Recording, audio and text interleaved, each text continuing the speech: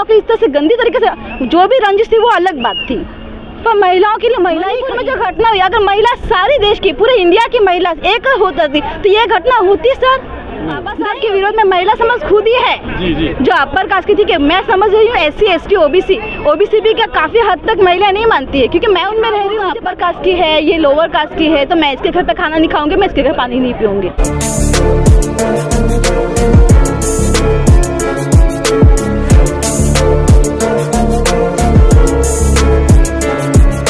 Sir जैसे आपने बोला कि हिंदू कोड बिल, सर महिला सारे कास्ट की है, सारे कास्ट की महिलाओं को शूद्र में डाला हुआ है, ठीक है। एज पर माई एजुकेशन कि वहाँ पर ऐसा है कि सारी जो महिला है वो मंदिर में कुछ जैसे बोलते हैं ना कि ब्राह्मण नहीं बन सकती, वहाँ पे पूजा नहीं कर सकती, या तो कुछ पीरियड्स के टाइम पे नहीं कर सकती, या कुछ भी होता है तो इस तरह से उसे बाहर निकाल दिया जाता है। इस तरह से सिर्फ हमारा संविधान है जहाँ पे महिलाओं को बाहर नहीं निकाला गया है, उसको बराबरी का हक है, सिर्फ वही वहाँ पर दिया हुआ है। और जो अभी हिंदू कोड बिल की बात की गई है, तो सर हिंदू कोड बिल ऐसा है कि महिला खुद ही जागृत नहीं है जी। महिला सिर्फ पढ़ती है और अपना अपना देखती है, पर अगर वो खुद ही जागृत नहीं है तो वो दूसरे करके क्या करेगा। अगर आप हाँ बोलिए। महिला समाज को जब 33% आरक्षण लाया गया तो ये केवल अपर कास्ट के लिए लाया गया, तो महिला समाज को निकलना चाहिए घर से। सर महिला समाज ना खुद ही उसके विरोध में जी, बाबा साहब के विरोध में महिला समाज खुद ही है जी जी। जो अपर कास्ट की थी कि मैं समझ रही हूँ SC ST OBC भी क्या काफी हद तक महिला नहीं मानती है, क्योंकि मैं उनमें रह रही हूँ, तो मुझे समझ में आ रहा है कि ये लोग नहीं मानते।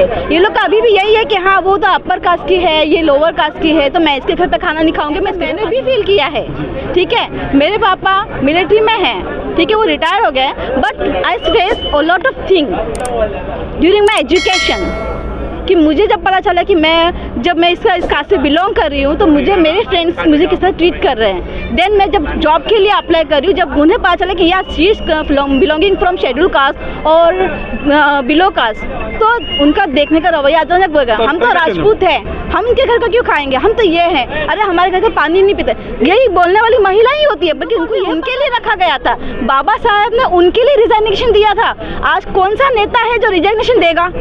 मणिपुर में जो घटना हुई, अगर महिला सारी देश की, पूरे इंडिया की महिला एक होता थी तो ये घटना होती सर। पहन के बोल रहे जो आज़ादी चाहिए, किस बात की आज़ादी चाहिए आपको, शॉर्ट्स पहनने की आज़ादी चाहिए, ये नहीं कि आप किसी के सामने खड़ा से। वहाँ पे दो महिलाओं की इस तरह से गंदी तरीके से, जो भी रंजिश थी वो अलग बात थी, पर महिलाओं के लिए महिला ही खड़ी, वो खड़ी हो जाएगी ना तब वो सही हिंदू कोड बिल। महिला जो खड़ी नहीं थी उसका जिम्मेदार कौन है आखिर? तो महिला खुद है।